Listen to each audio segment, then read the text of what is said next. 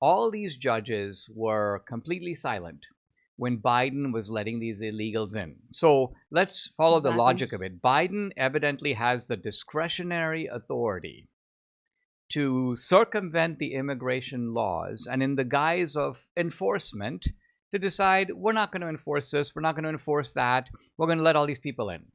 Trump comes in with an electoral mandate to send those people home, and he's not even sending all of them home. He's just focusing on the criminal ones. And judge after judge after judge says, in effect, you can't do it. So Biden has the authority to open the door, but Trump does not have the authority to shut the door. Yeah, I mean, it makes zero sense. Zero, because it is, you remember, and I think you've talked about this, about when the Arizona law passed, and then they said, oh no, the state cannot usurp the federal government. The federal government is the only entity that can put a stop to illegal immigration or not. What happened?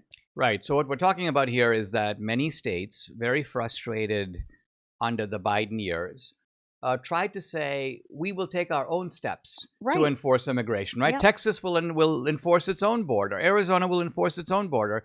And the courts came in, including the highest courts, so the Supreme Court ultimately, and say, no, immigration is a federal responsibility. Exactly. So what happened? And that even if the federal government does a bad job, it's their job. It's their prerogative. And if they do a bad job, they do a bad job. But the states can't take over federal responsibilities. And what you're saying is, gee, what happened to that? What happened? Well, I think what happened to that, and this is why, so many of us are becoming almost allergic or dismissive when they keep saying rule of law, because at some level I accept that there is a hierarchy of law, district courts, appellate courts, Supreme Court, but when it's so naked that these judges don't care about the law, they just don't.